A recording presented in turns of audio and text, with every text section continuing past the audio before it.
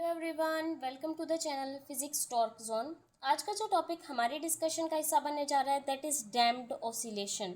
कि damped oscillation किसे कहा जाता है, that is a topic number 10.5 of chapter unit number 10, class number 10th का ये चैप्टर है जनरल वेव प्रॉपर्टीज़, और इसका आज हम लोग ये टॉपिक डिस्कस करेंगे। सो फर्स्ट ऑफ ऑल अगर हम लोग बात करते हैं ऑसिलेशन की कि ऑसिलेशन किसे कहा जाता है, देखिए ऑसिलेशन एक ऐसा मोशन है जिसके अंदर बॉडी क्या कर रही होती है कि अपनी मीन पोजीशन, मान लें ये एक मीन पोजीशन है, उसके इर्द गिर्द क्या कर रही होती है, वाइब्रेट कर रही होती है, अपने मोशन को कंटिन्यूसली क्या कर रही होती है, रिपीट कर रही होती है in equal interval of times. किसके अंदर? इक्वल इंटरवल ऑफ टाइम के अंदर अपनी मेन पोजीशन के इर्द गिर्द इस तरह से आपको क्या करती हुई नजर आएगी, ऑसिलेट करती हुई नजर आएगी, वाइब्रेट करती हुई नजर आएगी। और इस वाइब्रेशन को हम लोग कुछ इस तरह से भी शो कर रहे होते हैं, इस मोशन को हम लोग कुछ इस तरह से भी शो करते हैं। जितनी ज़्यादा मीन पोजीशन, ये क्या लिया जाता है, ये ली जाती है एक मीन पोजीशन कि अगर कोई भी बॉडी है वो क्या जा रही है, ऊपर जा रही है, फिर वो नीचे आ रही है और फिर वो ऊपर जा रही है, तो यहाँ से लेकर यहाँ तक क्या है कि हमारे पास एक वाइब्रेशन है, एक ऑसिलेशन है, फिर यहाँ से बॉडी ऊपर जा रही है, नीचे आ रही है, फिर यहाँ तक आ रही है। तो ये वाली जो पोजीशंस हैं ये क्या कहला रही हैं, एक्सट्रीम पोजीशंस कहला रही हैं, ये कहला रही हैं मेन पोजीशंस। और ये जो हम लोगों ने पहले भी डिस्कस किया हुआ है वेव के डिस्कशन में कि मीन पोजीशन से एक्सट्रीम पोजीशन का जो डिस्टेंस होता है मैक्सिमम, इसे क्या कहा जाता है, एम्पलीट्यूड कहा जाता है। ठीक है, ये क्या है, हमारे पास ऑसिलेशन को जाहिर करने का एक तरीका है। सही है। अब अगर हम लोग ऑसिलेशन की बात करते हैं, इस प्रोसेस की बात करते हैं जिसमें मेन पोजीशन के इर्द गिर्द बॉडी क्या कर रही होती है, वाइब्रेट कर रही होती है, तो इस प्रोसेस की दो टाइप्स आ जाती हैं। एक को कहा जाता है फ्री ऑसिलेशन, ठीक है। एक को कहा जाता है क्या, हमारे पास डैम्प्ड ऑसिलेशन। क्या कहा जाता है? डैम्प्ड ऑसिलेशन कहा जाता है। देखिए ये जो फ्री ऑसिलेशन है ना, ये होती है क्या, free from dissipation of energy, free from dissipation of energy. That means what, कि यहाँ पर एनर्जी की जो डिसिपेशन है वो क्या होगी, बिल्कुल नहीं होगी। यहाँ पर एनर्जी ज़ीरो के बराबर जो है वो क्या हो रही होगी, ज़ाया हो रही होगी। यहाँ पर एनर्जी ज़ाया नहीं होती, और अगर एनर्जी ज़ाया नहीं होती तो हमेशा मोशन आपको ऐसे ही चलता रहेगा इन्फिनिटी तक। अगर आप मोशन स्टार्ट कर देंगे तो ये मोशन क्या रहेगा, कंटिन्यू रहेगा।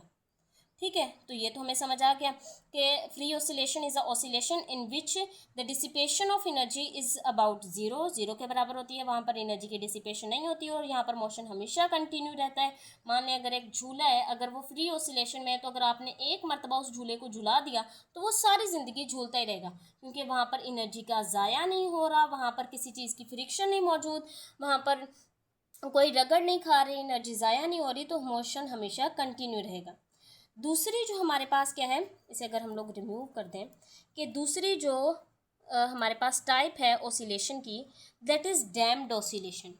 डैम्प्ड ऑसिलेशन एक ऐसी ऑसिलेशन होती है जहाँ पर एनर्जी क्या हो रही होती है, ज़ाया हो रही होती है, जिसकी वजह से आहिस्ता आहिस्ता ये जो एम्पलीट्यूड है, क्या है, एम्पलीट्यूड है, वो क्या होता चला जाता है, कम होता चला जाता है, फ्रीक्वेंसी कम होती चली जाती है, और लास्ट तक ये जो ऑसिलेशन है वो क्या हो जाती है, ख़त्म हो जाती है, ऑसिलेशन क्या हो जाती है, मर जाती है। मान लें हमारे पास एक झूला है, यहाँ पर आप झूला ऑब्जर्व करें, आपने एक मरतबा उसे क्या कर दिया, धक्का दे दिया।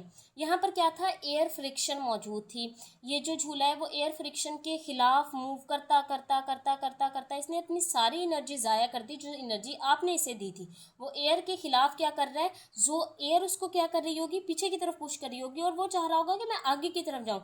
हर पॉइंट पे वो अपनी एनर्जी क्या कर रहा होगा, ज़ाया कर रहा होगा, डिसिपेट कर रहा होगा, जिसकी वजह से आहिस्ता आहिस्ता इसका एम्पलीट्यूड जो है वो रिड्यूस होता चला जाएगा, और ये जो हमारे पास वेव है ये क्या हो जाएगी, ख़त्म हो जाएगी। ये जो ऑसिलेशन है ये क्या हो जाएगी, मर जाएगी। तो damped oscillation is a type of oscillation in which there is a presence of some resistive forces. कुछ ना कुछ रेजिस्टिव फोर्सेस मौजूद होती हैं। लाइक झूले के केस में हमारे पास क्या था, एयर रेजिस्टेंस मौजूद थी, जिसकी वजह से क्या हुआ कि झूले ने अपनी एनर्जी को ज़ाया किया, और हमारे पास क्या हो गया कि ये जो ऑसिलेशन है ये ख़त्म हो गई।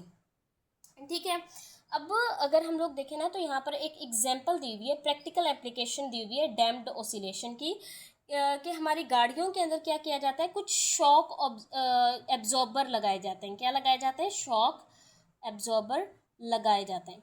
वो भी बिल्कुल इसी असूल पे काम कर रहे होते हैं। वो इस असूल पे काम कर रहे होते हैं कि उनका एक हिस्सा जो है ना वो कनेक्टेड होता है, एक लिक्विड के साथ कनेक्टेड होता है, ठीक है, किसके साथ कनेक्टेड होता है? लिक्विड के साथ कनेक्टेड होता है। दूसरा हिस्सा गाड़ी के साथ कनेक्टेड होता है। जैसे ही गाड़ी किसी जंप के ऊपर से गुजरती है और यहाँ पर क्या होता है कि ना हमारे पास जितनी भी वाइब्रेशन होती है ना, मतलब आप ये कह सकते हैं कि जितना भी झटका लगता है गाड़ी को, वो सारा झटका इसके अंदर ट्रांसफ़र कर देता है। ये जो शॉक एब्जॉर्बर है ये इस लिक्विड के अंदर ट्रांसफ़र कर देता है, और लिक्विड क्या करता है, इस रेजिस्टिव फोर्स को बिल्कुल पी लेता है और गाड़ी को एक स्मूथ जो है ना वो क्या कर प्रोवाइड करता है, एक स्मूथनेस प्रोवाइड करता है कि बार बार उसे झटके ना लगें। और वो क्या कर रहा होता है, ये जो मैकेनिकल एनर्जी इसे थर्मल एनर्जी में या हीट एनर्जी में, हीट एनर्जी सेम चीज़ है, इसमें क्या कर देता है, ऑयल की हीट एनर्जी में थर्मल एनर्जी में कन्वर्ट करवा कर इस को ख़त्म कर देता है, इस झटके को ख़त्म कर देता है, ठीक है। तो जिसकी वजह से क्या होता है कि गाड़ी जो है जब हम लोग जंप पे भी आते हैं तो हमें बिल्कुल एक स्मूथ जो है ना वो इसकी फील हो रही होती है। So this was the last lecture of our chapter number 10। I hope आपको ये लेक्चर बहुत अच्छे तरीके से समझ आया होगा। This was a very short because हमारे पास ये जो डैम्प्ड ऑसिलेशन वाला लास्ट का टॉपिक था ये बहुत ही ज़्यादा छोटा सा टॉपिक था, और आई होप आपको ये लेक्चर बहुत अच्छे तरीके से पूरे के पूरे जितने भी मैंने आपको इसके टोटल 7 लेक्चर इस चैप्टर के दिए हैं वो आपको समझ आए होंगे।